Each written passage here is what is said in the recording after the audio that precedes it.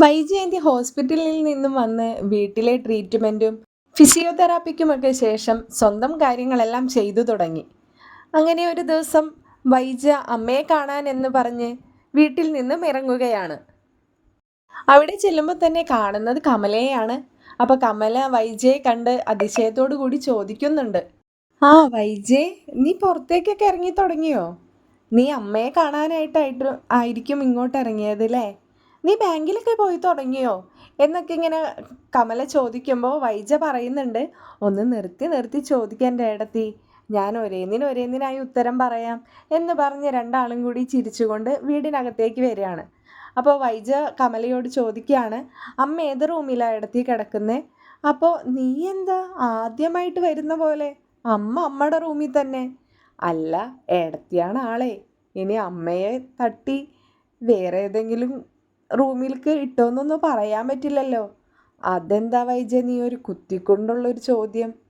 ചുമ്മാ പറഞ്ഞതാ ഏടത്തി എന്ന് പറഞ്ഞിട്ട് കമല അടുക്കളയിലേക്കും വൈജ അമ്മയുടെ റൂമിലേക്കും പോകുന്നുണ്ട്. അമ്മയെ ചെന്ന് കാണുമ്പോൾ തന്നെ അമ്മയ്ക്ക് വളരെ സന്തോഷമാവുകയാണ്. അപ്പോൾ അമ്മ പഴയ പോലെയൊന്നും അല്ല കേട്ടോ, ബെഡിൽ തന്നെ കിടപ്പൊന്നുമല്ല. അമ്മയ്ക്ക് അമ്മയുടേതായ കാര്യങ്ങളെല്ലാം ഇപ്പോൾ ഒറ്റയ്ക്ക് ചെയ്യാനൊക്കെ കഴിയുന്നുണ്ട്. അപ്പോൾ വൈജയെ കണ്ട സന്തോഷത്തിൽ അമ്മ ചോദിക്കുന്നുണ്ട്, നീ ഇതെവിടെയായിരുന്നു കുട്ടി? നിന്നെ കണ്ടിട്ട് എത്ര ദിവസമായി? നീ എണീറ്റൊക്കെ നടന്ന് തുടങ്ങിയെന്ന് അറിഞ്ഞപ്പോൾ തുടങ്ങി എനിക്ക് നിന്നെ കാണാൻ വല്ലാത്ത ആഗ്രഹമായിട്ടിരിക്കുകയായിരുന്നു. നീ എന്താ ഇങ്ങോട്ട് ഇറങ്ങാൻ ഇത്ര വൈകിയേ എന്നൊക്കെ ചോദിക്കുകയാണ്. അപ്പോൾ വൈജ പറയുന്നുണ്ട്, അമ്മ എന്തിനാ എൻ്റെ അടുത്ത് വന്നിട്ട് പെട്ടെന്ന് ഇങ്ങോട്ട് പോന്നേ? അമ്മയ്ക്ക് കുറച്ച് ദിവസം എൻ്റെ കൂടെ തന്നെ നിൽക്കാമായിരുന്നില്ലേ എന്നൊക്കെ ചോദിക്കുമ്പോൾ മുത്തശ്ശി പറയുന്നുണ്ട്, എത്ര വന്നാലും അതെൻ്റെ മരുമോൻ്റെ വീടല്ലേ, അപ്പോൾ ഞാൻ അവിടെ അധികം ദിവസം നിൽക്കുന്നത് ശരിയല്ലല്ലോ. ഇവിടെ ഇപ്പോൾ അടിക്കാനും തുടയ്ക്കാനും ഒന്നും എൻ്റെ അടുത്തേക്കോ എൻ്റെ റൂമിലേക്കോ ആരും വരുന്നില്ലെങ്കിലും ഇത് എത്ര വന്നാലും എൻ്റെ വീടും എൻ്റെ റൂമും ആണല്ലോ. അങ്ങനെ സമാധാനിക്കാം. അപ്പോൾ വൈജ റൂമിൽ അങ്ങോട്ടും ഇങ്ങോട്ടും ഒക്കെ നോക്കുന്നുണ്ട്. അപ്പോൾ തീരെ വൃത്തിയില്ലാണ്ടൊക്കെയാണ് കിടക്കുന്നത് കേട്ടോ. മുത്തശ്ശിയും പഴയ ഐശ്വര്യമൊന്നും ഇല്ല കാണാൻ. അത്ര എന്താ പറയുക, മുത്തശ്ശിയെ വല്ലാണ്ട് പരിപാലിക്കാനൊന്നും ആരും ഇല്ലല്ലോ. മുത്തശ്ശിയെ കൊണ്ടാകുന്ന പോലെ മുത്തശ്ശി കാര്യങ്ങളൊക്കെ ചെയ്യുന്നുണ്ടെന്നേ ഉള്ളൂ. അപ്പോൾ വൈജ ചോദിക്കുന്നുണ്ട്, അല്ലമ്മേ, ഇവിടെ അടുക്കള ജോലിക്കും അമ്മയുടെ കാര്യങ്ങളൊക്കെ ചെയ്യാൻ വേണ്ടിയിട്ട് ഒരു പെണ്ണിനെ നിർത്തിയിരുന്നല്ലോ, പുള്ളിക്കാരി ഇല്ലേ ഇപ്പോൾ ഇവിടെ? അപ്പോൾ മുത്തശ്ശി പറയുന്നുണ്ട്, ഉണ്ടായിട്ട് എന്ത് കാര്യം? കമലല്ലേ ഇവിടെ ഉള്ളത്. അവൾ ഇങ്ങോട്ട് അടുപ്പിക്കില്ല അതിനെ, ഇങ്ങോട്ട് വരാനോട്ട് സമ്മതിക്കേ ഇല്ല. അടുക്കളയിലെ പണിയൊക്കെ കഴിഞ്ഞ് കമലയ്ക്ക് പണിയെടുപ്പിക്കാനുള്ളതൊക്കെ കഴിയുമ്പോൾ അതിനെ പറഞ്ഞു വിടും. പിന്നെ വൈജേ, ആ അലീന ഉണ്ടായിരുന്നപ്പോൾ ഇങ്ങനെയൊന്നുമല്ല കേട്ടോ. എൻ്റെ റൂമിലേക്ക് കയറുമ്പോൾ തന്നെ നല്ല ചന്ദനത്തിൻ്റെ വാസനയായിരുന്നു. എന്നെയും അവൾ അങ്ങനെയാ എൻ്റെ റൂമൊക്കെ നോക്കിക്കൊണ്ട് നടന്നിരുന്നത്. ഇനിയിപ്പോൾ എന്ത് പറഞ്ഞിട്ട് എന്ത് കാര്യം എന്ന് പറയുമ്പോഴേക്കും വൈജയുടെ ആ സ്വഭാവമൊക്കെ മാറുകയാണ്. അപ്പോൾ വൈജ വന്നപ്പോൾ വളരെ സന്തോഷത്തിലൊക്കെ ആയിരുന്നു. അലീന എന്ന പേര് കേട്ടതോടുകൂടി വൈജയ്ക്ക് അങ്ങോട്ട് ദേഷ്യം വരികയാണ്. അപ്പോൾ വൈജ ചോദിക്കുകയാണ്, അല്ല അമ്മേ, നിങ്ങൾക്കൊക്കെ ഈ എവിടേക്ക് തിരിഞ്ഞാലും ഇപ്പം ഈ അലീന അലീന എന്നുള്ള ഒരൊറ്റ നാമം തന്നെ കേൾക്കാനുള്ളൂ? എവിടൊക്കെ തിരിഞ്ഞാലും ഇത് കേട്ട് കേട്ട് ഞാൻ മടുത്ത്. അമ്മയെങ്കിലും ഒന്ന് നിർത്തുന്നുണ്ടോ എന്ന് പറഞ്ഞ് വൈജ തിരിഞ്ഞങ്ങോട്ട് പോകുകയാണ് കേട്ടോ. മോളെ, നീ ഒന്ന് ഇങ്ങോട്ട് വന്നേ, നിന്നോട് ഞാനൊന്ന് പറയട്ടെ, നീ എനിക്ക് സംസാരിക്കാനൊരു സമയം തായോ എന്നൊക്കെ മുത്തശ്ശി പറയുമ്പോൾ വൈജയന്തി തിരിച്ച് അമ്മയുടെ അടുത്തേക്ക് നടന്നു വരികയാണ്. അപ്പോൾ അമ്മ അവളെ പിടിച്ച മുത്തശ്ശിയുടെ ഒപ്പം ഇരുത്തുന്നുണ്ട്. എന്നിട്ട് പറയുന്നുണ്ട്, മോളെ, എത്ര തന്നെ വന്നാലും അവൾ ബാലചന്ദ്രൻ്റെ മകളാണ്. അതൊരിക്കലും നമുക്ക് നിഷേധിക്കാൻ കഴിയില്ലല്ലോ. അപ്പോൾ ഇപ്പോൾ അവൾ നമ്മുടെ കുടുംബത്തിൽ ഒരു കുട്ടിയായി മാറിയില്ലേ?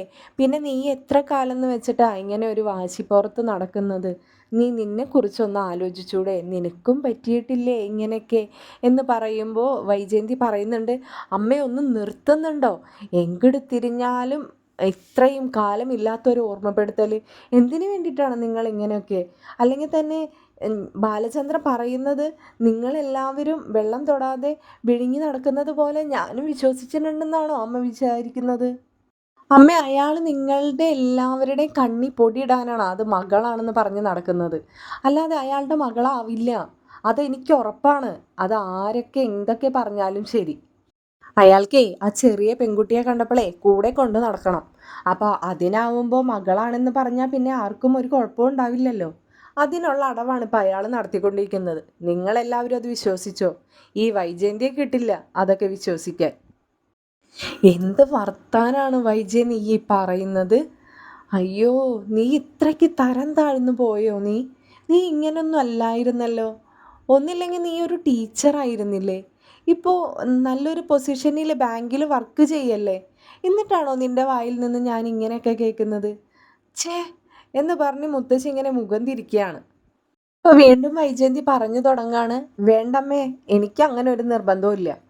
നിങ്ങളാരും വിശ്വസിക്കണ്ട. നിങ്ങൾ എന്താണോ വിശ്വസിക്കുന്നത് അതായിട്ട് മുന്നോട്ട് തന്നെ പോയിക്കോട്ടെ. ഞാനിപ്പോൾ ആരെയും വിശ്വസിപ്പിക്കാനൊന്നും നടക്കുന്നില്ലല്ലോ. അപ്പോൾ വീണ്ടും മുത്തശ്ശി പറയുകയാണ്, മോളെ അതങ്ങനൊന്നുമല്ല.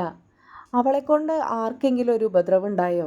അല്ലെങ്കിൽ അവൾക്ക് വന്ന സമയത്ത് തന്നെ ബാലചന്ദ്രൻ്റെ മകളാണെന്ന് പറഞ്ഞ് നിൻ്റെ മുമ്പിലും നിൻ്റെ മക്കളുടെ മുമ്പിലൊക്കെ അധികാരം കാണിക്കാമായിരുന്നല്ലോ. അവൾ അതൊന്നും ചെയ്തിട്ടില്ല. നീ എന്താ അതൊന്നും മനസ്സിലാക്കാത്തത്? അല്ലെങ്കിൽ തന്നെ എൻ്റെ വൈജേ, നിനക്കൊന്ന് ചിന്തിക്കാവുന്നതല്ലേ ഉള്ളൂ. നീ എങ്ങനെ കിടന്നിരുന്ന ആളാ? നിന്നെ അവൾ ഇവിടം വരെ ഉയർത്തി കൊണ്ടുവന്നില്ലേ? അതും നീ ചെയ്തു കൂട്ടിയ ദ്രോഹങ്ങളൊന്നും അവൾ മനസ്സിൽ വെക്കാതെ തന്നെ. അപ്പോഴെങ്കിലും നിനക്കൊന്ന് മനസ്സിലാക്കിക്കൂടെ ഒരാളുടെ മനസ്സിൻ്റെ പുണ്യം? അപ്പോൾ ഇവരമ്മയും മോളും സംസാരിച്ച് നിൽക്കുന്നതിനിടയ്ക്കാണ് കമല കയറി വരുന്നത്. അപ്പം കമല ചായയും ബിസ്ക്കറ്റും ഒക്കെ ആയിട്ടാണ് വരുന്നത്. അപ്പോൾ കമല ചോദിക്കുന്നുണ്ട്, വൈജയ് നിനക്ക് ഷുഗറൊന്നും കുഴപ്പമൊന്നുമില്ലല്ലോ എന്ന് ചോദിക്കുമ്പോൾ, ഓ ഇല്ല ഇടത്തി, കുഴപ്പമൊന്നുമില്ല എന്ന് പറയുന്നുണ്ട്. അപ്പോൾ ചായ കപ്പിലേക്ക് പകർത്തുന്നതിനിടയിൽ തന്നെ കമല ചോദിക്കുകയാണ്, എന്തായി നിൻ്റെ അലീന ഭരണമൊക്കെ ഇപ്പോഴും നടക്കുന്നുണ്ടോ അവിടെ? ഓ, അതിനൊന്നും ഒരു കുറവില്ല എൻ്റെ ഇടത്തി, നന്നായിട്ട് നടക്കുന്നുണ്ട്. ഞാനിപ്പോൾ എന്ത് പറയാനാ? ഞാനൊന്നും പറഞ്ഞിട്ടൊന്നും ഒരു കാര്യമില്ല. അവൾ നല്ല പഠിച്ച കള്ളിയാ. ഞാൻ വയ്യാണ്ടായി കിടക്കുന്ന സമയത്തേ എനിക്കിത്തിരി ബോധോദയൊക്കെ വന്നു തുടങ്ങിയപ്പോൾ തന്നെ ഞാൻ അവളെ വല്ലാതെ ഇട്ട് കഷ്ടപ്പെടുത്താൻ ശ്രമിച്ചതാ. ഒന്നും ഏറ്റില്ല എന്ന് മാത്രമല്ല, അവൾ പൂർവാധികം ശക്തിയോടുകൂടി അവിടെ പിടിച്ചു നിൽക്കുകയും ചെയ്തു. ചില്ലറക്കാരിയൊന്നും അല്ല എൻ്റെ ഇടത്തി, എല്ലാം പയറ്റി തെളിഞ്ഞ് തന്നെ വന്നതാ. നിർത്തരുത് വൈജയ് അവിടെ. എന്തെങ്കിലും പുകച്ച് പുറത്ത് അവളെ ചാടിക്കുക തന്നെ വേണം എന്ന് പറയുമ്പോഴേക്കും മുത്തശ്ശി പറയുന്നുണ്ട്, ദൈവദോഷം പറയാതിരിക്കൻ്റെ കമലേ, അവളൊരസുഖത്തിൽ നിന്ന് എണീറ്റ് വന്നിട്ടേ ഉള്ളൂ. അപ്പോഴേക്കും അടുത്ത നിഷിപ്പ് പറഞ്ഞ് പഠിപ്പിക്കുകയാണ് എന്ന് പറയുമ്പോൾ കമല പറയുന്നുണ്ട്, എന്ത് പറയാനാ വൈജയ്? നീ ആ ഹോസ്പിറ്റലിൽ കിടക്കുമ്പോഴേ ഇവളെ തട്ടിക്കൊണ്ടുപോക്കും ഗംഗേട്ടൻ ഒരു നാട്ടിലേക്ക് വരവൊക്കെ ഉണ്ടായിരുന്നല്ലോ. അതിനുശേഷം ഇവരെല്ലാവരും ഇങ്ങനെയായി. എനിക്ക് മനസ്സിലാകുന്നില്ല. ഇവരൊക്കെ ഇപ്പം അലീന പുരാണം പറഞ്ഞ് നടക്കുന്ന ടീമാ. നമ്മുടെ ഭാഗമൊന്നും കേൾക്കാനൊന്നും ഇപ്പം ഇവിടെ ആരുമില്ല. നമ്മുടെ ഭാഗം എന്ത് പറയുന്നു? ആകെ ഒരു മോളുള്ള നിൻ്റെ ഭാഗം കേൾക്കാൻ പോലും ഇവിടെ നിൻ്റെ മൂന്നാങ്ങളമാർക്കും വയ്യ, നിൻ്റെ അമ്മയ്ക്കും വയ്യ. പിന്നിപ്പം ഞാൻ പറഞ്ഞിട്ട് എന്ത് കാര്യം എന്ന് പറഞ്ഞിട്ട് വൈജയോടെ അടുക്കളയിലേ കുറച്ച് പണിയുണ്ട്, അവിടെ ആ വേലക്കാരി ഉള്ളതും ഇല്ലാത്തതും കണക്കാ എന്ന് പറഞ്ഞിട്ട് കമൽ അങ്ങോട്ട് പോവുകയാണ്. അപ്പം ഈ സമയത്ത് വൈജയന്തി ചെന്നിട്ട് അമ്മനോട് ചോദിക്കുന്നുണ്ട്, അമ്മേ, ഞാനിപ്പേ പെട്ടെന്ന് വന്നത് അമ്മനോട് കുറച്ച് കാര്യങ്ങൾ ചോദിച്ചറിയാൻ വേണ്ടിയിട്ടാണ്. അതെന്താ മോളെ ഈ സമയത്ത് നിനക്കൊരു കാര്യാന്വേഷണം? അല്ലമ്മേ, നമ്മുടെ അച്ഛനെ അത്രയ്ക്ക് വയ്യാതിരിക്കുന്ന സമയത്തല്ലേ അമ്മയെ നോക്കാൻ എന്ന് പറഞ്ഞിട്ട് ഇവളെ ബുക്ക് ചെയ്യാനായിട്ട് ഇവളുടെ ആ നാട്ടിലേക്ക് പോയത്. എന്തായിരുന്നു അവളുടെ ആ നാടിൻ്റെ പേര്? ആ, കയക്കൂട്ടം. അമ്മേ, കയക്കൂട്ടത്ത് പോയിട്ടാണല്ലോ അച്ഛൻ ഇവളെ കൊണ്ടുവന്നത്. അത്ര ദൂരമൊക്കെ പോയി കൊണ്ടുവരേണ്ട ആവശ്യം ഉണ്ടായിരുന്നോ? അത് മാത്രമല്ല, ഇവിടെ ആരോ അന്ന് പറയുന്നത് കേട്ടിരുന്നു, ഇവളെ അച്ഛൻ അവിടെ നിന്ന് കൊണ്ടുവരുന്നതിന് എന്തോ 1-2 ആഴ്ച മുമ്പ് ഒരു സ്ത്രീ, അവൾ മമ്മിയെന്നോ മറ്റോ വിളിക്കുന്ന ഒരു സ്ത്രീ ഇവിടെ വന്നു പോവുകയും ചെയ്തില്ലേ? അതിനുശേഷമല്ലേ അച്ഛൻ ഇവിടെ നിന്ന് മനുവിനെയും കൂട്ടി അച്ഛൻ അങ്ങോട്ട് പോയതെല്ലാം. അപ്പോൾ മുത്തശ്ശി ഇങ്ങനെ ആലോചിച്ചിരുന്നതിന് ശേഷം മുത്തശ്ശി പറയുന്നുണ്ട്, അതെ അതെ അതെ, നീ പറഞ്ഞത് വളരെ ശരിയാണ്, അങ്ങനെ തന്നെ ആയിരുന്നു അത്.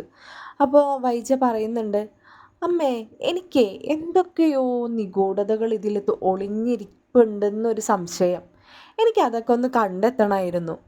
അതിനെ അച്ഛൻ്റെ റൂമിലൊന്ന് ഞാൻ കയറുന്നുണ്ടേ. അവിടെ ആകെ വൃത്തിയാക്കിയൊക്കെ ഇട്ടിരിക്കുകയല്ലേ. നിനക്കെന്താ എൻ്റെ വൈജേ? ഉള്ള റൂം തന്നെ വൃത്തിയാക്കാൻ ഇവിടെ ആരുമില്ല. അപ്പോഴാണ് അച്ഛൻ ഉപയോഗിക്കാതെ കിടക്കുന്ന ആ റൂം, അതൊക്കെ ആകെ പൊടി പിടിച്ച് കിടക്കുകയാണ് എൻ്റെ കുട്ടി. അതിപ്പോൾ ആരാ കയറി വൃത്തിയാക്കാൻ? എന്നെക്കൊണ്ട് വയ്യല്ലോ. എനിക്ക് നല്ല ആഗ്രഹമുണ്ട്. അച്ഛൻ്റെ മുറിയല്ലേ, അത് വൃത്തിയാക്കി കൊണ്ട് നടക്കണമെന്ന്. അതൊക്കെ ശരിയാവും അമ്മേ. അമ്മേ, ഞാൻ എന്തായാലും അച്ഛൻ്റെ റൂമിലേക്കൊന്ന് പോവാണ് എന്ന് പറഞ്ഞിട്ട് വൈജയന്തി പതിയെ അച്ഛൻ്റെ റൂമിലേക്ക് പോവുകയാണ്.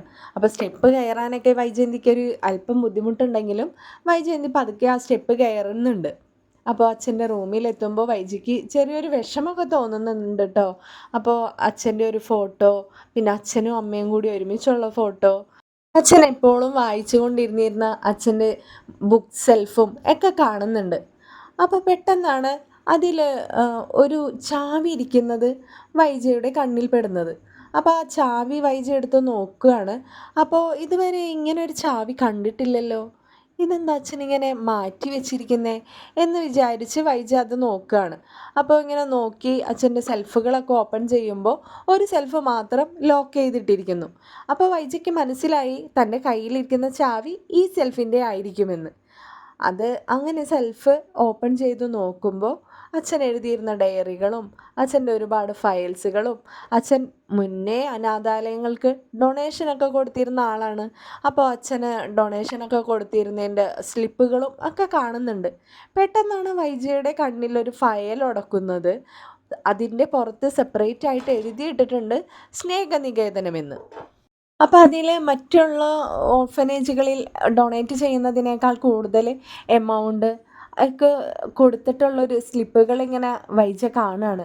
അപ്പോൾ വൈജയ്ക്ക് മനസ്സിലാവുകയാണ് അച്ഛൻ ഇന്നോ ഇന്നലെയോ തുടങ്ങിയതല്ല സ്നേഹനികേതനവുമായിട്ടുള്ള ബന്ധം.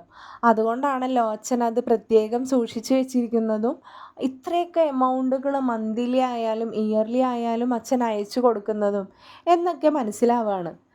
അപ്പോഴാണ് വൈജയുടെ കണ്ണിൽ ഇവരുടെ ഒരു പഴയ ഡയറി ഉടക്കുന്നത്. അപ്പോൾ അതെടുത്ത് ഇങ്ങനെ ഓപ്പൺ ചെയ്ത് നോക്കുമ്പോൾ അച്ഛൻ്റെയും അമ്മയുടെയും ഇവർ ചെറുപ്പത്തിലുള്ള കുട്ടികളുടെ ഫോട്ടോയും ഒക്കെ അച്ഛൻ സൂക്ഷിച്ചു വെച്ചിട്ടുണ്ട്. പെട്ടെന്ന് ഇങ്ങനെ പേജുകൾ മറിക്കുന്നതിൻ്റെ കൂട്ടത്തിൽ തൻ്റെ ഒരു ഫോട്ടോ വൈജയുടെ കണ്ണിൽ ഉടക്കുകയാണ്. അപ്പോൾ അത് താനാണ് എന്ന് വൈജയ്ക്ക് അറിയാമെങ്കിലും താൻ കോളേജിൽ പഠിക്കുന്ന അല്ലെങ്കിൽ ഒരു പ്രീ ഡിഗ്രി ആ സമയത്ത് പഠിക്കുന്ന ഒരു ഫോട്ടോ ആയിരുന്നു അത്. അപ്പോൾ അത് കാണുമ്പോൾ വൈജയ്ക്ക് വല്ലാത്തൊരു ഷോക്ക് തോന്നുകയാണ്. കാരണം ഇത് താനാണ്, പക്ഷേ എവിടെയൊക്കെയോ ഒരു അലീനയുടെ ഒരു ഫേസ് കട്ട് തോന്നുന്നുണ്ടല്ലോ. ഒരു ഹെയറിലോ ഒരു ചുണ്ടിലോ മൂക്കിലോ അങ്ങനെയൊക്കെ തോന്നുകയാണ് കേട്ടോ വൈജയ്ക്ക്. മനസ്സിൽ അവളിങ്ങനെ കയറിക്കൊണ്ടിരിക്കുന്നത് കൊണ്ടായിരിക്കും എന്ന് പറഞ്ഞിട്ട് ആ ഫോട്ടോ തിരിച്ച് അവിടെ തന്നെ വെക്കുകയാണ്. അപ്പോൾ ആ ഫോട്ടോയുടെ സൈഡിൽ തന്നെ ആയിട്ട് മറ്റൊരു കാർഡ് കൂടി കാണുകയാണ് വൈജ. ആ കാർഡ് എടുത്ത് നോക്കുമ്പോഴാണ് വൈജയ്ക്ക് വല്ലാത്തൊരു ഞെട്ടലുണ്ടാവുകയാണ്. കാരണം താൻ ഓർക്കാൻ ആഗ്രഹിക്കാത്തൊരു ദിവസമായിരുന്നു ആ കാർഡിൽ മെൻഷൻ ചെയ്തിരിക്കുന്നത്. താൻ ആദ്യത്തെ ആ കുഞ്ഞിനെ പ്രസവിച്ച ദിവസം, മരിച്ചുപോയെന്ന് വൈജയന്തി വിശ്വസിക്കുന്ന ആ കുഞ്ഞിനെ പ്രസവിച്ച ദിവസം.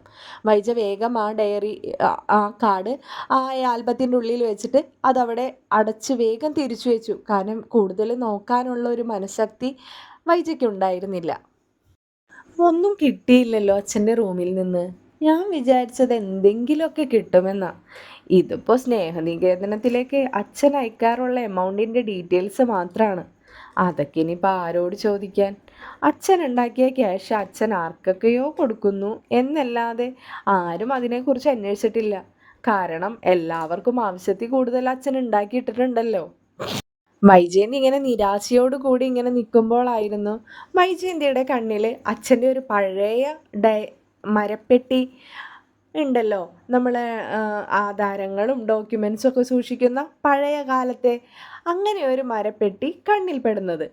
അപ്പോൾ പെട്ടെന്ന് വൈജ അതെടുക്കാനായി കൈ ഉയർത്തി. അപ്പോൾ അതെടുത്ത് വലിക്കുന്നതിനിടയിൽ തന്നെ അതിനിടയിൽ നിന്നൊരു ചാവിയും വീണു. വേഗം തന്നെ താൻ ആ ചാവി കൈക്കലാക്കി. എന്നിട്ട് ആ മടപ്പെട്ടിയും താഴെ ഇറക്കി. അത് താഴെ ഇറക്കി അത് ഓപ്പൺ ചെയ്ത് നോക്കിയപ്പോൾ അച്ഛൻ്റെ കുറച്ച് ഡോക്യുമെൻറ്റ്സ് ആണ്. ആധാരങ്ങളും അച്ഛന് ഒരുപാട് സ്ഥലത്ത് കുറേ സ്ഥലങ്ങളൊക്കെ മേടിച്ചിട്ടിട്ടുണ്ടായിരുന്നു. അതിൻ്റെയൊക്കെ ഡോക്യുമെൻറ്റ്സും അങ്ങനെയുള്ള കാര്യങ്ങളൊക്കെ തന്നെയായിരുന്നു അതിൽ. പ്രത്യേകിച്ച് വേറെ ഒന്നും ഉണ്ടായിരുന്നില്ല. അവിടെ നിന്നും വൈജ എഴുന്നേറ്റ് ചെന്ന് അച്ഛൻ്റെ സെൽഫുകൾ പരിശോധിക്കുന്നതിനിടയിലാണ് അച്ഛൻ മരിക്കുന്നതിന് കുറച്ച് ദിവസങ്ങൾ മുമ്പ് വരെ എഴുതിയിരുന്ന ആ ഡയറി വൈജയുടെ കണ്ണിൽ പെടുന്നത്. അപ്പോൾ ആ ഡയറി വൈജ വായിക്കുന്നുണ്ട്. അപ്പോൾ ആ ഡയറിയിൽ അച്ഛൻ കുറിച്ചിട്ടിട്ടുണ്ട് അലീനയെ കാണാൻ പോയതും അലീനയെ കണ്ടതും അച്ഛൻ ചെയ്തു പോയ തെറ്റ് അച്ഛൻ വൈകിയാണെങ്കിൽ തിരുത്തിയെന്നും എല്ലാം എഴുതിയിട്ടിട്ടുണ്ട്. അപ്പോൾ വൈജയ്ക്ക് വല്ലാത്തൊരു ഷോക്ക് തോന്നുകയാണ്. വല്ലാത്തൊരു അതിശയത്തോടു കൂടി വീണ്ടും വീണ്ടും അത് വായിച്ചു തുടങ്ങുമ്പോൾ അച്ഛന് കുറച്ച് ഭൂമികൾ ഉണ്ടായിരുന്നു.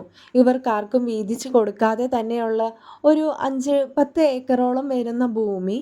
അത് അലീനയുടെ പേരിൽ രജിസ്റ്റർ ചെയ്തു എന്നും അച്ഛൻ ആ ഡയറിയിൽ എഴുതിയിരിക്കുന്നത് കണ്ടതോടുകൂടി അലീനയ്ക്ക് എന്താ പറയണ്ടേ, താൻ അന്വേഷിച്ച് നടന്ന സത്യങ്ങളാണോ താൻ അറിഞ്ഞുകൊണ്ടിരിക്കുന്നത് എന്നൊക്കെ തോന്നുകയാണ്. അപ്പോൾ വീണ്ടും ചെന്ന് വൈജയന്തി ആ മാടപ്പെട്ടി തുറന്നിട്ട് അതിലെ ഡോക്യുമെൻറ്റ്സ് ഒക്കെ എടുത്ത് നോക്കുമ്പോൾ അതിലെ 2-3 ആധാരങ്ങൾ അലീനയുടെ പേരിലുള്ളതാണ്.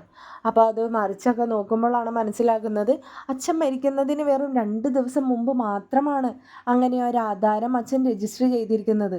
അപ്പോൾ ഞങ്ങൾക്ക് 4 ആൾക്കും അച്ഛൻ്റെ സ്വത്തുക്കളെല്ലാം വീതിച്ച് തന്നതിന് ശേഷം അച്ഛൻ ഈ ഭൂമിയൊക്കെ ആർക്കും കൊടുക്കാതെ നീക്കി വെച്ചിരുന്നത് അലീനയ്ക്ക് വേണ്ടിയായിരുന്നോ എന്നൊക്കെ വൈജയ്ക്ക് വല്ലാത്തൊരു സംശയം തോന്നുകയാണ്. ഇവരെല്ലാവരും വിശ്വസിക്കുന്നത് പോലെ ബാലചന്ദ്രൻ്റെ മകളാണ് അലീന എങ്കിൽ അച്ഛൻ എന്തിനു വേണ്ടി അത് ചെയ്യണം? അച്ഛന് അതിൻ്റെ ആവശ്യം എന്താണ്? അപ്പം വേഗം തന്നെ വൈജ ആ ഡയറിയും ആ ഡോക്യുമെൻറ്റ്സും എടുത്തിട്ട് വേഗം അമ്മയുടെ റൂമിലേക്ക് പോവുകയാണ്. അപ്പോൾ അമ്മയോട് ചെന്നിട്ട് ചോദിക്കുന്നുണ്ട്, അമ്മ ഇത് കണ്ടിരുന്നോ? അപ്പം അമ്മയ്ക്കൊന്നും മനസ്സിലാവാതെ അമ്മ തിരിഞ്ഞു നോക്കി ചോദിക്കുകയാണ്, എന്ത് കണ്ടിരുന്നോന്ന്? ദേ അമ്മേ, ഇത് നോക്ക്, അച്ഛൻ്റെ കുറച്ച് സ്വത്തുക്കളെല്ലാം അച്ഛൻ നേരത്തെ കൂട്ടി അലീനയുടെ പേരിലേക്കാണ് എഴുതി വെച്ച് കൊടുത്തിരിക്കുന്നത്. എന്താ അമ്മ ഇതിനൊക്കെ അർത്ഥം എന്ന് ചോദിക്കുമ്പോൾ, എനിക്കറിയില്ല മോളെ, എന്നോട് അച്ഛൻ ഇതിനെ പറ്റിയൊന്നും പറഞ്ഞിട്ടില്ല. അല്ലെങ്കിൽ തന്നെ എന്നോട് എന്ത് കാര്യമാണ് അദ്ദേഹം മര്യാദക്ക് പറയാറുള്ളത്? എനിക്കറിയില്ല. അപ്പോൾ വൈജ പറയുന്നുണ്ട്, അമ്മയ്ക്കറിയില്ലായിരിക്കും, പക്ഷെ ഇതെല്ലാം അറിയുന്ന ഒരാളെ എനിക്കറിയാം എന്ന് പറഞ്ഞിട്ട് വൈജ വേഗം ഫോൺ എടുത്തിട്ട് അച്ഛൻ്റെ വക്കീലിനെ വിളിക്കുകയാണ്. അപ്പോൾ വക്കീലിനോട് വൈജ ചോദിക്കുന്നുണ്ട്, അച്ഛൻ എന്താ ഇങ്ങനെ അച്ഛൻ്റെ കുറച്ച് ഭൂമി സ്വത്തുക്കളെല്ലാം അലീന എന്ന പേരിലേക്ക് രജിസ്റ്റർ ചെയ്ത് മാറ്റിയിരിക്കുന്നത്? അപ്പോൾ വക്കീൽ പറയുന്നുണ്ട്, എനിക്കറിയാം നിങ്ങൾക്ക് മക്കൾക്ക് ആർക്കും ഇതിനെക്കുറിച്ച് അറിയില്ലെന്ന്. എനിക്കും കൂടുതലൊന്നും അറിയില്ല. എൻ്റെ കയ്യിൽ ഈ കുട്ടിയുടെ ഡീറ്റെയിൽസ് തന്നു. ആ ഭൂമികളെല്ലാം ഈ കുട്ടിയുടെ പേരിലേക്ക് രജിസ്റ്റർ ചെയ്ത് വെക്കാനും പറഞ്ഞു. ഇപ്പം തൽക്കാലം ആരോടും പറയണ്ട. ആ ഭൂമിയുടെ പേരിൽ നിങ്ങൾ മക്കൾ തമ്മിൽ എന്തെങ്കിലും തർക്കം ഉണ്ടാകുന്ന കാലത്ത് അത് ഇന്ന ആൾക്ക് വേണ്ടിയിട്ട് അച്ഛൻ നേരത്തെ കൂട്ടി എഴുതി വെച്ചിട്ടുണ്ട് എന്ന് പറയാൻ മാത്രമാണ് അദ്ദേഹം എന്നെ ഏർപ്പാട് ചെയ്തിരുന്നത്. ഇപ്പോൾ അതിനിടയ്ക്ക് തന്നെ ഇപ്പോൾ വൈജയന്തി അത് കണ്ടുപിടിച്ചു. അത്ര തന്നെ എനിക്കും അറിയുള്ളൂ എന്ന് പറഞ്ഞിട്ട് അദ്ദേഹം കോൾ കട്ട് ചെയ്തു. അപ്പോൾ വൈജയ്ക്ക് സംശയം എല്ലാം കൂടുകയാണ്. അപ്പോൾ വൈജ തിരിച്ച് അമ്മയോട് പറയുകയാണ്, അമ്മേ, ഇതൊന്നും ശരിയല്ല, എനിക്ക് എന്തൊക്കെയോ സംശയങ്ങൾ തോന്നുന്നുണ്ട് എന്ന് പറയുമ്പോൾ മുത്തശ്ശി എല്ലാം ഇങ്ങനെ കുഴച്ച് മറിച്ച് പറയുകയാണ്, എടി ഇത് അലീനെ നമ്മുടെ ബാലചന്ദ്രൻ്റെ മോളാണെന്നേ അദ്ദേഹം നേരത്തെ കൂട്ടി അറിഞ്ഞിട്ടുണ്ടാവും. അപ്പോൾ അദ്ദേഹത്തിൻ്റെ സ്വത്തിൽ പേരക്കുട്ടികൾക്ക് എല്ലാവർക്കും അവകാശം ഉണ്ടല്ലോ. അപ്പോൾ അങ്ങനെ അവൾക്കും കുറച്ച് എഴുതി വെച്ച് കൊടുത്തതായിരിക്കും. അമ്മ എന്ത് വിഡ്ഢിത്തരാണ് ഈ പറയുന്നത്? എൻ്റെ ഭർത്താവിൻ്റെ ആദ്യ ഭാര്യയിലോ 2ാം ഭാര്യയിലോ ഉണ്ടായ കുട്ടിക്ക് അച്ഛൻ സ്വത്ത് എഴുതി വെച്ച് കൊടുക്കേണ്ട കാര്യം എന്താ? അത് പിന്നെ അദ്ദേഹം അവളെയും പേരക്കുട്ടിയായി കണ്ടു കാണും. അമ്മേ, മതി മതി അമ്മേ, എല്ലാത്തിനും ഇങ്ങനെ ഓരോ ന്യായീകരണങ്ങൾ. അമ്മയ്ക്ക് പോലും അറിയാം അമ്മ പറയുന്നതെല്ലാം പൊട്ടത്തരാണെന്ന്. എന്നിട്ട് അമ്മ തന്നെ വെറുതെ ഇങ്ങനെ കിടന്ന് പറയണമെന്നില്ല. മുത്തശ്ശി അപ്പോൾ ഒന്നും മിണ്ടാതിരിക്കുകയാണ് കേട്ടോ. അപ്പോൾ മുത്തശ്ശി പറയുന്നുണ്ട്, അമ്മേ, എനിക്ക് എന്തൊക്കെയോ സംശയങ്ങൾ തോന്നുന്നുണ്ട്. ഇവളെ ബാലചന്ദ്രൻ്റെ മകളൊന്നുമല്ല, ഇവളെ എൻ്റെ അച്ഛൻ്റെ മകളാണോ എന്നാണ് എനിക്ക് സംശയം. അമ്മ മുമ്പ് എപ്പോഴും എന്നോട് പറഞ്ഞിട്ടില്ലേ ഇവൾക്ക് എൻ്റെ മുഖച്ഛായ ഉണ്ടെന്ന്? അതെനിക്ക് ഇപ്പോഴും തോന്നിയിരുന്നു. അച്ഛൻ്റെ മകളാണെങ്കിൽ പിന്നെ എൻ്റെ മുഖച്ഛായ വരുമല്ലോ, എൻ്റെ അനിയത്തിയായിട്ട് വരില്ലേ? അപ്പോൾ മുത്തശ്ശിക്ക് ദേഷ്യം വന്നിട്ട് മുത്തശ്ശി പറയുക, ദേ വൈജേ, നീ മരിച്ചുപോയ അങ്ങോരെയും കൂടിയാണ് നീ മോശപ്പേര് പറയുന്നത്. നിനക്ക് പറഞ്ഞ് എവിടേക്കാണ് പറയേണ്ടതെന്നൊരു എത്തും തരവില്ലാണ്ടായല്ലോ. ഇപ്പോൾ നിർത്തുന്നുണ്ടോ നീ? എൻ്റെ അമ്മേ, ഞാനിതൊന്നും നിർത്താനായിട്ട് ഒട്ടും ഉദ്ദേശിച്ചിട്ടില്ല. ഞാൻ ബാക്കിയുള്ളതും കൂടി കണ്ടുപിടിക്കാൻ തന്നെയാണ് ഉദ്ദേശിച്ച് വന്നിരിക്കുന്നത്. അമ്മ അവിടെ മിണ്ടാതെ കിടന്നാൽ മതി എന്ന് പറഞ്ഞിട്ട് വൈജ വീണ്ടും മുത്തശ്ശൻ്റെ റൂമിലേക്ക് ചെല്ലാണ്. മുത്തശ്ശൻ്റെ റൂമിൽ നിന്നും വൈജ വീണ്ടും ആ ഡയറികളൊക്കെ പരിശോധിക്കുമ്പോൾ മുത്തശ്ശൻ്റെ ഒരുപാട് പഴയ ഒരു ഡയറി കിട്ടുകയാണ്. ഏകദേശം കണക്ക് പറഞ്ഞാൽ 10-23 വർഷം പഴക്കമുള്ളൊരു ഡയറി. ആ ഡയറിയും ആ വർഷവും കണ്ടപ്പോൾ വൈജയ്ക്കുള്ളിൽ ഒരു ആന്തലാണ് വന്നത്. കാരണം വൈജ ഒരിക്കലും ആഗ്രഹിക്കാത്തൊരു ദിവസം കടന്നുപോയൊരു ദിവസത്തെക്കുറിച്ചുള്ള ഓർമ്മപ്പെടുത്തലായിരുന്നല്ലോ അത്. അപ്പോൾ വൈജ എങ്കിലും അതെല്ലാം തുറന്ന് വായിക്കുന്നുണ്ട്. അപ്പോൾ വൈജ പ്രതീക്ഷിച്ചത് തന്നെയാണ് അച്ഛൻ ഡയറിയിൽ എഴുതി വച്ചിരിക്കുന്നത്. തനിക്ക് ആകെ ഒരു മകളുണ്ടായിരുന്നതാണ്. അവളിപ്പോൾ താൻ ആഗ്രഹിക്കുന്നതിനേക്കാളും ഒരുപാട് അപ്പുറത്തേക്കായി അവളുടെ ചിന്തകളും വഴികളും. ഇപ്പോൾ ഇതാ അവൾ ഒരു കല്യാണം കഴിക്കാതെ തന്നെ ഒരു കുഞ്ഞിന് ജന്മം നൽകാൻ പോവുകയാണ് എന്നൊക്കെ പറഞ്ഞാൽ അച്ഛൻ വളരെ സങ്കടത്തോടു കൂടിയാണ് ആ ഡയറിയിൽ എഴുതിയിരിക്കുന്നത്. അപ്പോൾ മുത്തശ്ശൻ ഒരു അടിക്കുറിപ്പോട് കൂടി മുത്തശ്ശൻ എഴുതിയിരിക്കുകയാണ്, ഞാൻ വീണ്ടും ഒരു മുത്തശ്ശനായിരിക്കുന്നു.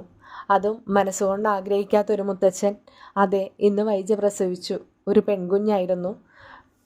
പ്രസവിച്ച ഉടനെ തന്നെ ഞാനും കുഞ്ഞിരാമൻ നായരും കൂടി ആ കുഞ്ഞിനെ അവിടെ നിന്നും മാറ്റി എന്ന് കണ്ടതോടുകൂടി വൈജ വല്ലാതെ ഷോക്കാവാണ്.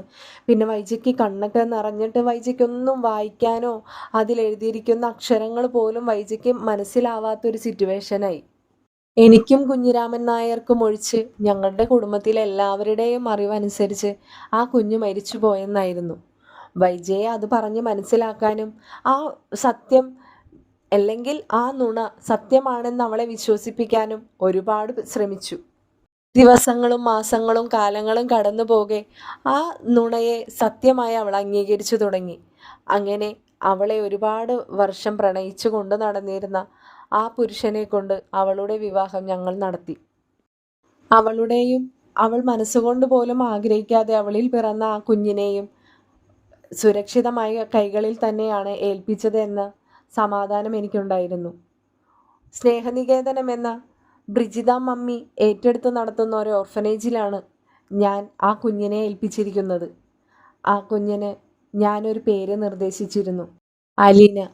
ഒരു മുത്തച്ഛൻ്റെ ആദ്യത്തെ സമ്മാനം പേരക്കുട്ടി എന്ന നിലയ്ക്ക് എൻ്റെ വക ഒരു പേര്.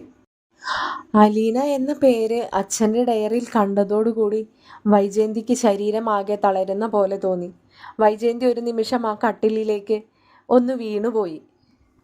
താൻ ആ ഡയറി നെഞ്ചോട് ചേർത്ത് പിടിച്ച് പൊട്ടിക്കരയാൻ തുടങ്ങി.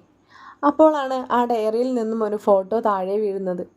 അത് ബ്രിജിത മമ്മി അലീന എന്ന കുഞ്ഞു വാവയെ എടുത്ത് നിൽക്കുന്ന ഒരു ഫോട്ടോയായിരുന്നു. ആ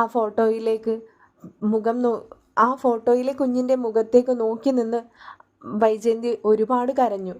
താൻ ഉപേക്ഷിച്ച് കളഞ്ഞ തൻ്റെ മകൾ, താൻ ഇത്രയും കാലം തൻ്റെ ഭർത്താവിനെയും കൂട്ടി വർത്താനം പറഞ്ഞ തൻ്റെ മകൻ പീഡിപ്പിക്കാൻ ശ്രമിച്ചിട്ടും എല്ലാം ക്ഷമിച്ച് തന്നോടൊപ്പം തൻ്റെ പ്രാണൻ പോകുന്നു എന്ന ഘട്ടത്തിൽ പോലും തന്നോടൊപ്പം കൂടെ നിന്ന തൻ്റെ മൂത്ത മകൾ, ഇത്രയൊക്കെ ചെയ്തിട്ടും അവൾ എന്നോടൊപ്പം തന്നെ ഉണ്ടല്ലോ എന്നെല്ലാം ആലോചിച്ചുകൊണ്ട് വൈജ ഉറക്കെ പൊട്ടിക്കരഞ്ഞു. വൈജയന്തി പെട്ടെന്ന് തന്നെ ആ ഡയറിക്കുള്ളിലേക്ക് ആ ഫോട്ടോ എടുത്തു വെച്ച് റൂമിന് വെളിയിലേക്ക് ഇറങ്ങി. നേരെ താഴെ പോയി ആരോടും യാത്ര പറയാതെ തൻ്റെ വീട്ടിലേക്ക് യാത്രയായി. വീട്ടിലെത്തി കോളിംഗ് ബെൽ അടിച്ചപ്പോൾ തന്നെ അലീന തന്നെയാണ് വന്ന് ഡോറ് തുറന്നത്. അമ്മയുടെ മുഖവും കണ്ണുമൊക്കെ വല്ലാതെ കരഞ്ഞ് കലങ്ങിയിരിക്കുന്നത് കണ്ടപ്പോൾ അലീനയ്ക്ക് എന്തോ സംശയം തോന്നി, എന്തു പറ്റിയാണാവോ എന്ന്. പക്ഷേ ഒന്നും ചോദിക്കാൻ വയ്യല്ലോ. അവൾക്ക് വല്ലാത്തൊരു പേടി തോന്നി. അലീനയെ കണ്ടപാടെ വീണ്ടും വൈജയ്ക്ക് സങ്കടം സഹിക്കാൻ കഴിഞ്ഞില്ല. തൻ്റെ നെഞ്ചോട് തൻ്റെ മാറോട് അവളെ ഒന്ന് ചേർത്ത് കെട്ടിപ്പിടിക്കണമെന്ന് തോന്നി. പക്ഷെ വയ്യല്ലോ, അതിനും തനിക്ക് കഴിവില്ലല്ലോ എന്നാലോചിച്ച് വൈജ ഒരുപാട് സങ്കടപ്പെട്ടു. വൈജ വേഗം റൂമിലേക്ക് കയറി. റൂമിലിരുന്ന് വല്ലാതെ കരഞ്ഞു. പിന്നാലെ അലീന ചെന്നു. അലീന ഫുഡുമായിട്ടാണ് ചെന്നത്. അപ്പോൾ അലീന പറയുന്നുണ്ട്, മാഡം ഫുഡ് വല്ലതും കഴിച്ചായിരുന്നോ? ഫുഡ് കഴിച്ചിട്ട് ഉച്ചക്കലത്തെ മെഡിസിൻ കഴിക്കാനുള്ളതാ, അതുകൊണ്ടാണ് ഞാൻ വേഗം ഫുഡായിട്ട് വന്നത്. അപ്പോൾ വൈജ അവളോട് ചോദിച്ചു, നീ കഴിച്ചിരുന്നോ എന്ന് ചോദിച്ചപ്പോഴേക്കും അലീനയ്ക്ക് ഇതെന്താ മാഡത്തിന് പറ്റിയേ എന്നൊരു സംശയം തോന്നി. എങ്കിലും വീണ്ടും വൈജ അവളെ വിളിച്ചു, ഇങ്ങ് വാ. അപ്പോൾ അലീന സ്നേഹത്തോടു കൂടിയാണ് വിളിക്കുന്നത്. കൊല്ലാനാണോ വളർത്താനാണോ എന്നൊക്കെ അലീനയുടെ മനസ്സിൽ തോന്നുകയാണ്. എങ്കിലും അലീനയ്ക്ക് ഒരു സന്തോഷവുമുണ്ട്. എന്തിനായാലും തന്നെ ഇങ്ങനെ സ്നേഹത്തോടു കൂടി ഒന്ന് വിളിക്കുന്നുണ്ടല്ലോ. അപ്പോൾ പറയുന്നുണ്ട്, നീ അതവിടെ വെച്ചോളൂ. അപ്പോൾ അലീന ചോദിക്കുന്നുണ്ട്, ഞാൻ വാരി തരണോ? അപ്പോൾ വൈജ പറയുന്നുണ്ട്, എനിക്ക് വയ്യായൊന്നുമില്ലല്ലോ, ഞാൻ തന്നെ കഴിച്ചോളാം. നീ കഴിച്ചിരുന്നോ? ഇല്ല, മേഡം കഴിച്ചിട്ടല്ലേ ഞാൻ കഴിക്കാറുള്ളൂ. നീ ഇനി എന്നെ മേഡം എന്നൊന്നും വിളിക്കണ്ട കേട്ടോ അലീനെ. ആ, മേഡം, ഞാൻ അമ്മ എന്നൊരു വാക്ക് പറയുമ്പോൾ പോലും മേഡത്തിന് എന്നോട് ദേഷ്യമാണ് തോന്നാറ്. അത് മുന്നത്തെ കാര്യമല്ലേ, ഞാൻ ഇപ്പോഴത്തെ കാര്യമാണ് പറഞ്ഞേ. നീയേ ഇനി എന്നെ മേഡം എന്നൊന്നും വിളിക്കണ്ട, അമ്മാന്ന് തന്നെ വിളിച്ചാൽ മതി. എനിക്കതൊന്ന് കേൾക്കാൻ വേണ്ടിയിട്ടാണ് ഞാൻ പറഞ്ഞത്. ഓ, അത് ഞാൻ അങ്ങനെ വിളിച്ചോളാം മേഡം. അല്ല, സോറി അമ്മേ.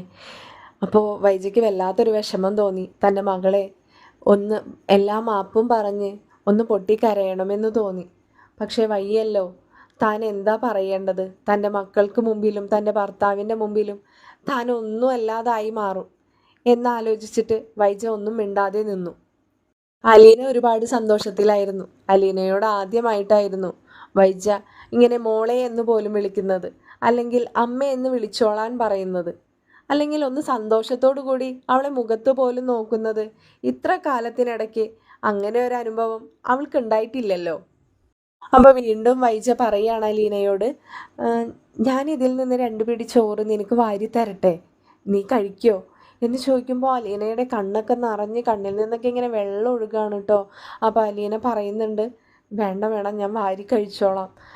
അല്ല, എൻ്റെ ഒരു ഇഷ്ടം കൊണ്ടാ എന്ന് പറയുമ്പോൾ അലീന മിണ്ടാൻ കഴിയാതെ, തൊണ്ടയിലിങ്ങനെ സങ്കടം സഹിക്കാൻ വയ്യാതെ അലീന ഇങ്ങനെ ആ എന്ന് പറയുന്നുണ്ട്.